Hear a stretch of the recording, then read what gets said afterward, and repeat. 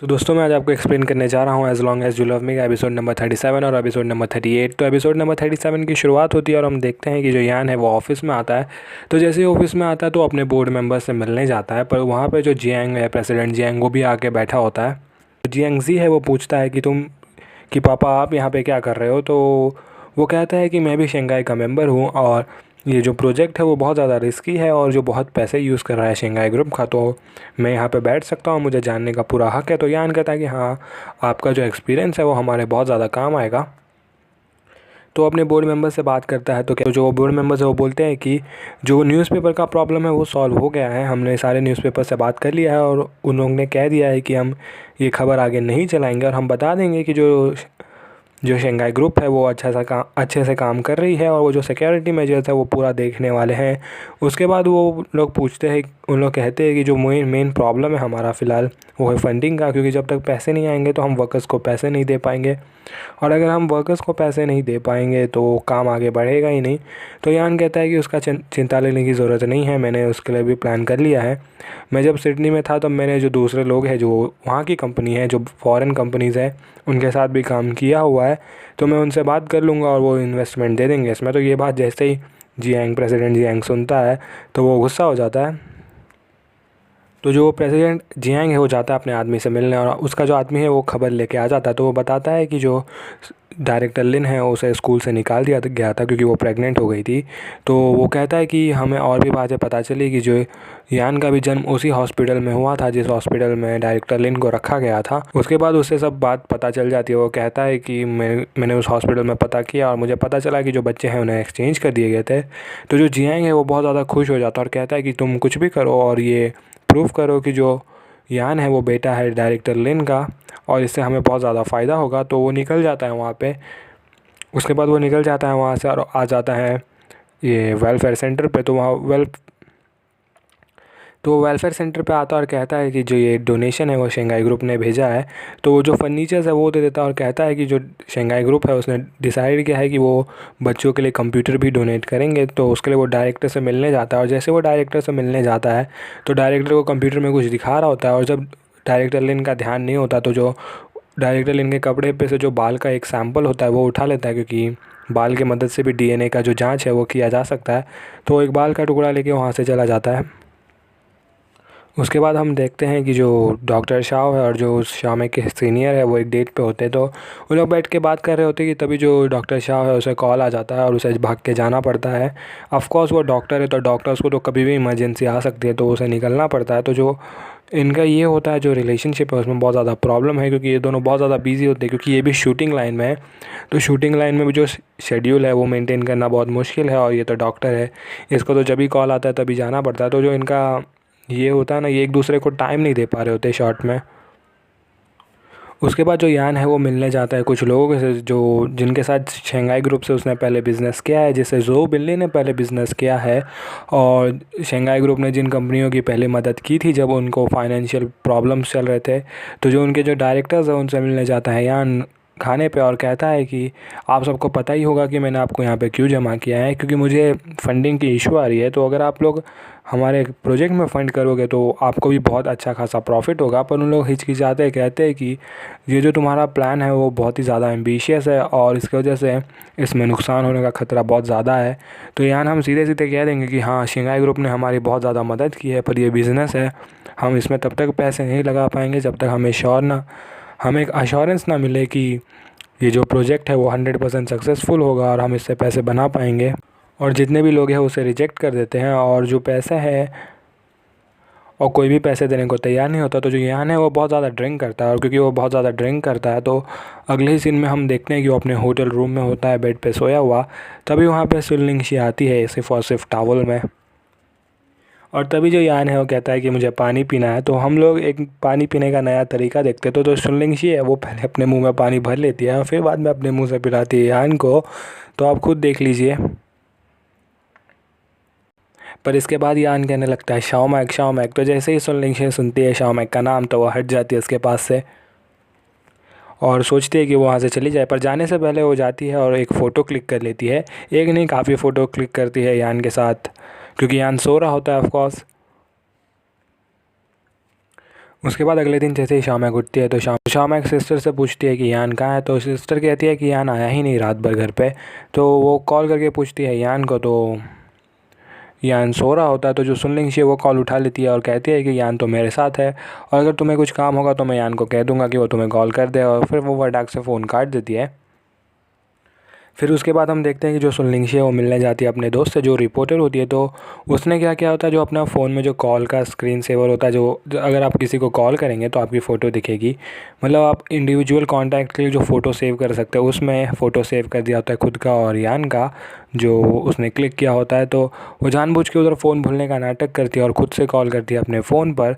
तो जैसे ही वो फ़ोन उठता है तो वो जो उसकी रिपोर्टर फ्रेंड है वो फ़ोन लेती है। तो जैसे वो फ़ोन लेती है तो उसमें उन दोनों का फ़ोटो होता है, और ऑफ कोर्स वो रिपोर्टर है तो अपना काम तो करेगी ही। फटाक से वो फ़ोटो ले लेती है, और अब ये फ़ोटो बहुत जल्दी न्यूज़ में आने वाला है। उसके बाद जो शाम है वो आती है शेंघाई ग्रुप में यान से मिलने के लिए। तभी जो हम देखते हैं कि जो फ़ोटो है वो सब जगह पहुंच गया होता है। ऑफिस में जितने भी लोग हैं वो उसी फ़ोटो के बारे में बात कर रहे होते हैं, और क्योंकि सब लोग बात कर रहे होते हैं तो जो शाम है वो जाके जैसे देखती है तो वो भी चौंक जाती है, क्योंकि जो ये आर्टिकल है वो फ्रंट पेज पे आ गया होता है। तो जैसे ही शाम ये देखती है तो बहुत ज़्यादा शॉक हो जाती है। तभी वहाँ पे जो यान का सेक्रेटरी है उसे आके बताता है कि जो वर्कर्स हैं उन्हें 2 महीने से पगार नहीं दिया गया है, और क्योंकि उन्हें 2 महीने से पगार नहीं दिया गया है तो उन लोग ने प्रोटेस्ट करना शुरू कर दिया है। और क्योंकि उन्हें पता चल गया है कि जो हमारा फाइनेंशियल कंडीशन है वो बहुत ज़्यादा ख़राब है, तो उनको लग रहा है कि हम उन्हें पेमेंट कर ही नहीं पाएंगे, इसके लिए वो प्रोटेस्ट कर रहे हैं। तो यान निकलता है बाहर उन लोग से बात करने के लिए। तभी वो देखता है शाओमेक को, तो शाओमेक को जाके पूछता है कि तुम यहाँ क्या कर रही हो। तभी शाओमेक सामने से हटती है तो वो देख लेता है लैपटॉप में जो उसकी फ़ोटो है वो सब जगह वायरल हो चुकी है। उसके बाद हम देखते हैं कि जो डॉक्टर शाह है और जो शाओमेक की सीनियर है वो दोनों गए होते डेट पे।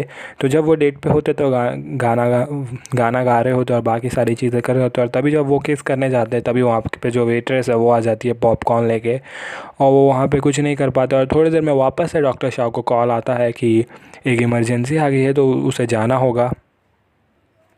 तो इमरजेंसी होती है कि जो जियांगजी है और जो शाओमेक है उसका एक्सीडेंट हो गया। तो जैसे ही शाओमेक सुनती है, देखती है वो पिच है तो वो भागती है बाहर, और उसके पीछे पीछे जियांग भी भागता है। तो जब वो रोड पे भाग रहे होते हैं तभी जो गाड़ी है उसके साथ उनका एक्सीडेंट हो जाता है। तो जैसे ही ये बात यान को पता चलती है तो वो भाग के पहुंच जाता है हॉस्पिटल। तो जैसे हम हॉस्पिटल में पहुंचते तो पता चलता है कि जो जियांगजी है उसका पैर टूट गया है। तो एक्चुअली में जो प्रोटेस्टर्स हैं उनको उनसे कुछ गुंडे गुंडे लोग उन्हें पीटने आए थे, और जियांग भी वहीं पे, और जो जियांगजी है वो भी वहीं पे था। तो बेचारा वो भी पिट गया उसी के बीच में। तो मतलब बेकार में उसको फोड़ दिया उन लोग ने। और उसके बाद पर शाओमेक को उसने बचा लिया। तो जैसे हॉस्पिटल पहुंचता है तो शाओमेक बहुत ज़्यादा नाराज़ होती है। ऑफकोर्स तो वो बात नहीं करती है यान से, और वहीं पे ये एपिसोड ख़त्म हो जाता है। तो देखते हैं एपिसोड नंबर 38 में क्या हुआ। तो यान जैसे हॉस्पिटल पहुंचता है तो वो शाओमेक से बात करने की कोशिश करता है, पर शाओमेक तैयार ही नहीं होती उससे बात करने के लिए। कहती है कि मुझे कुछ बात नहीं करना है। हाँ, वहाँ से जियांगजी भी कह रहा होता है कि हाँ तुम तो बेशरम हो, निकलो यहाँ से, वो शाओमेक को अकेला छोड़ दो। उसके बाद वो शाओमेक को सीधा खींच के बाहर लेके जाता है। फिर वो बताने की कोशिश करता है शाओमेक से, पर शाओमेक तभी भी मानने को तैयार नहीं होती। तभी हम देखते हैं कि जो प्रेसिडेंट जियांग के लिए काम करता है उसे जाके बताता है कि हमने जो गुंडे भेजे थे उन्होंने जो वर्कर्स हैं उन्हें पीट दिए। तो इससे हुआ क्या कि जो वर्कर्स प्रोटेस्ट कर रहे थे अगर उनको पीट दिया जाए तो उन्हें लगेगा कि जो शेंघाई ग्रुप वाले हैं उन्होंने ये गुंडा भेजा है, तो जो शेंघाई ग्रुप है उसका और नाम ख़राब होगा। तो इस कोशिश में उसने वो गुंडे भेजे थे, पर वो गुंडे को नहीं पता था कि जियांगजी प्रोटेस्टर नहीं है। तो जियांगजी को भी उन लोग ने पीट दिया। और उसके बाद तो हम वापस आ जाते हैं यान और शाओमेक के इधर। तो जब उन दोनों बात कर रहे होते तो जो यान है उसे कॉल आता है और उसे पता चलता है कि जो डॉक्टर ये है उसकी तबीयत ख़राब हो गई है। तो प्रेसिडेंट जियांग फटाक से आ जाता है हॉस्पिटल में जियांगजी से मिलने के लिए। तो जियांगजी से जैसे वो बात कर रहा होता है तभी जो वो गुंडे है वो वहाँ आ जाता है और कहते हैं कि जो हम लड़ रहे थे उनसे तो हमें भी बहुत चोट लग गया, तो हमारा भी इलाज कराओ, हमें भी कंपनसेट करो। तो ये बात सुन लेता है जियांगजी और कहता है कि मुझे आपको पापा बोलने में भी शर्म आ रही है, प्लीज़ यहाँ से चले जाओ। तो वो कहता है कि तो जो प्रेसिडेंट जियांग है वो कहता है कि तुम आगे चल के समझो, क्योंकि मैं ये सब जो कर रहा हूँ तुम्हारे लिए ही कर रहा हूँ। तो जियांगजी कहता है कि मुझे आपके बिज़नेस में बिल्कुल भी इंटरेस्ट नहीं है, आपका जो काम करने का तरीका है वो एकदम गलत है, और मैं ऐसा तरीका खुद कभी नहीं अपनाऊंगा। तो जो यान और शाओमेक के जो डॉक्टर ये है उसे लेके हॉस्पिटल में आते हैं। तो जो डॉक्टर है उसे कहता है कि कोई ज़्यादा प्रॉब्लम नहीं है, पर क्योंकि ये घर पे बहुत ज़्यादा अकेला महसूस करती है उसके जैसे ये इशू है, तो इन्हें एक नर्सिंग होम में भेज देते हैं। तो यान कहता है कि हाँ ये अच्छा आइडिया है। तो डॉक्टर ये और जो जियांगजी है दोनों को भेज देते हैं नर्सिंग होम में, जो जिससे कोई जियांगजी का भी ख्याल रख पाएगा। तो जियांग कहता है कि हाँ ये अच्छा है, मुझे अपने पापा के साथ रहना नहीं है, तो बेटर होगा मैं उससे दूर ही रहूँ। तो उन दोनों राज़ी हो जाते हैं और उन्हें भेजने की तैयारी शुरू हो जाती है नर्सिंग होम के लिए। उसके बाद हम आ जाते हैं प्रेसिडेंट जियांग के यहाँ पे। तो प्रेसिडेंट जियांग के यहाँ पे जो उसका आदमी है वो लेके आता है वो डीएनए रिपोर्ट। तो डीएनए रिपोर्ट में 100% मैच मिलता है यान का और डायरेक्टर लिन का, यानी कि ये प्रूव हो चुका है कि जो यान है वो डायरेक्टर लिन का बेटा है। तो वो पेपर के फ़ोटो खींच के जो प्रेसिडेंट जियांग है वो जियांगजी को भेज देता है। तो जियांगजी कहता है कि मुझे इससे कोई मतलब नहीं है और फिर बाद में फ़ोन हटा देता है। उसके बाद जो यान है वो बात करने जाता है डॉक्टर लोग से। तो डॉक्टर लोग कहते हैं कि जो ये डॉक्टर ये की जो रिकवरी है वो बहुत अच्छे से चल रही है और ज़्यादा वक्त नहीं लगेगा कि उसकी मेमोरीज़ वापस आ जाएगी, पर बीच बीच में जो इनके कंडीशन है वो बहुत ज़्यादा अनस्टेबल हो जाता है। तो जितना जल्दी इनका मेमोरीज़ वापस आ जाएगी उतना जल्दी नॉर्मल हो जाएंगी। तो जो यान पूछता है कि इसका कोई और उपाय नहीं है जिससे हम जल्दी मेमोरीज़ ला सके। तो जो डॉक्टर शाह है वो कहता है कि हमने बाहर के हॉस्पिटल से बात किया है और जो बाहर का डॉक्टर है, एक अमेरिकन डॉक्टर है, वो यहाँ पे आया हुआ है, तो मैं उसे बुला लूँगा नर्सिंग होम पे, तो नर्सिंग होम पे ही मिल जाएगा डॉक्टर ये से और उनकी ट्रीटमेंट शुरू कर देगा। तो यान कहता है कि हाँ ये अच्छा आइडिया है। उसके बाद वो तीनों निकल जाते हैं घर के लिए। तो उन्हें घर पे छोड़ने के बाद जो यान है वो वापस चला जाता है ऑफिस में वो बात कर रहा होता है अपने सेक्रेटरी से और सुनलिंगशे से। तो उन लोग बात कर रहे होते हैं कि जो वर्कर्स है वो मान गए प्रोटेस्ट ख़त्म करने के लिए, पर हमें उनके जो सैलरी है वो बहुत जल्दी देना होगा और सैलरी पे थोड़ा एक्स्ट्रा बोनस भी उन्हें देना होगा, क्योंकि हमने इतना 2 महीने से उनको रुका के रखा हुआ है। तो यान कहता है कि ठीक है हम वो कर देंगे। तो सुनलिंगशी कहती है कि पहले तो हमें फ़ंड जमा करना पड़ेगा। तो यान कहता है कि जितने भी छोटी छोटी कंपनियाँ हैं उनसे जाके बात करो, क्योंकि उनको जब पता चलेगा कि शंघाई ने उन्हें अप्रोच किया है तो वो ज़रूर हमारी मदद करेंगे। तो वो सुनलिंगशी को कहता है कि जितने भी छोटी कंपनी हैं जो कंस्ट्रक्शन में जुड़ी हुई है उनका लिस्ट निकालना है। तो जब सुनलिंगशी उससे जा रही होती है तो सुनलिंगशी यान को देख के बहुत खुश हो रही होती है, क्योंकि उसका जो टारगेट होता है, जो प्रेसिडेंट जियांग के लिए काम कर रही है, तो उसका टारगेट है कि इसको हराना, यानी कि इसको लॉस में लेके आना। तो वो पूरा हो रहा होता है, पर जो सेक्रेटरी है उसे थोड़ा बहुत शक हो गया होता है सुनलिंगशी पे। तो वो कहता है यहाँ से कि मुझे ऐसा लग रहा है कि कोई जानबूझ के हमारे लिए इतने सारे प्रॉब्लम क्रिएट कर रहा है, क्योंकि मैं यहाँ पे बहुत टाइम से काम कर रहा हूँ और इतने सारे प्रॉब्लम एक बार में नहीं आए थे। जैसे लोगों को पता चल रहा है कि हम ये स्टेप लेते हैं और हर स्टेप, जितना भी स्टेप लेते हैं उसमें हर स्टेप में एक प्रॉब्लम आ जाता है, तो जैसे कोई जानबूझ के ये कर रहा है। तो ज्ञान कहता है कि मुझे पता है और मुझे ये भी पता है कि तुम्हें भी पता है कि ये कौन कर रहा है। तो दोनों को पता चल चुका है कि प्रेसिडेंट जियांग ही ये सब करवा रहा है। उसके बाद जो यान है वो मिलने जाता है डॉक्टर शाह से और डॉक्टर शाह को कहता है कि ये लोग जो नर्सिंग होम में जा रहे हैं तो अच्छा होगा कि आप भी इनके साथ चले जाओ। तो वो कहता है कि मुझे जाने की क्या ज़रूरत है। कहता है कि भले ही इन लोग फैमिली मेम्बर्स है पर इन्हें डॉक्टरी की बिल्कुल भी जानकारी नहीं है, तो बेटर होगा एक डॉक्टर भी उनके साथ चले जाए। तो डॉक्टर शाह मान लेता है और जैसे ही यान घर पे आता है तो यान का जो बटलर है वो गाड़ी में उसे बता रहा होता है कि कुछ दिनों से मुझे ऐसा लग रहा था कि जैसे हमें कोई फॉलो कर रहा है, पर आज वो बंदा नहीं आया। तो यान कहता है कि उसका मतलब उसे कुछ मिल गया होगा। तो ऑफकोर्स उन्हें मिल चुका है, उन्हें पता चल चुका है कि यान डायरेक्टर लिन का बेटा है, तो अब उन लोग ने उसका पीछा करना छोड़ दिया है। तो जो बटलर है उस बात की खबर मिल चुकी थी, उसे ये ऐसा कुछ महसूस हो गया था और वो कहता है कि मैं कोशिश करूँगा कि मैं अगर वो बंदा फिर से आया तो मैं उसे पकड़ने की कोशिश करूँगा। उसके बाद घर पे जैसे ही आता है तो यान कहता है शामैक से कि तुम अपनी मम्मी को लेके जाओ नर्सिंग होम में और जो सिस्टर है उसे भी लेके जाओ। तो शामैक कहती है कि अगर मैं सबको लेके चली जाऊंगी तो तुम यहाँ पे अकेले रह जाओगे। तो उसे ये नहीं पता कि यान का यही गोल है, क्योंकि उसे पता है कि उसका कोई पीछा कर रहा है, उस पर नज़र रखी जा रही है, तो इसके लिए वो इन सब को दूर भेज रहा है खुद से। उसके बाद जो प्रेसिडेंट जियांग है वो कुछ लोगों के साथ बात कर रहा होता है। तो ये होते हैं बहुत ज़्यादा अमीर लोग।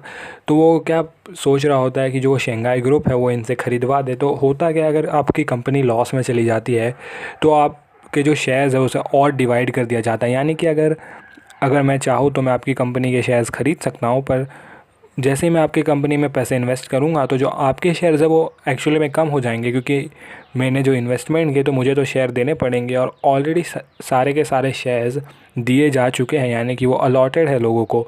तो मुझे अगर शेयर चाहिए होगा तो जो आपके शेयर्स है उसमें से मुझे हिस्सा दिया जाएगा। तो वो चाहता है कि ये जो 3 लोग हैं वो शेयर एक्वायर करें। तो जैसे ही लोग शेयर एक्वायर करेंगे इस कंपनी में तो जो सबसे बड़े बड़े शेयर, जो यान का शेयर है वो भी कम होने लगेगा। और क्योंकि ये 3 लोग हैं तो इन तीनों को वो शेयर मिलेंगे, छोटे छोटे हिस्से मिलेंगे। तो अगर वो इन तीनों से वो हिस्से भी ले लेता है तो वो मेजॉरिटी शेयर होल्डर बन जाएगा शंघाई ग्रुप का। और वो और जो पूरा शंघाई ग्रुप है उसके कंट्रोल में आ जाएगा। तो ये उसने बहुत ही बड़ा प्लान किया होता है।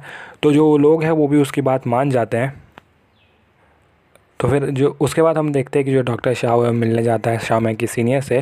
तो एक्चुअली में जो यान है उसे पता चलता है कि ये बार बार डेट पे जा रहा था पर इनकी डेट कभी भी कंप्लीट नहीं हो पा रही थी। तो जो शाओमेंग है वो हॉस्पिटल के अथॉरिटीज़ से बात करता है और कहता है कि पूरी दिन की छुट्टी दे तो डॉक्टर शाओ को। तो डॉक्टर शाओ है वो मिलने जाते हैं सीनियर से और उसके बाद उन लोग क्वालिटी टाइम स्पेंड करते हैं।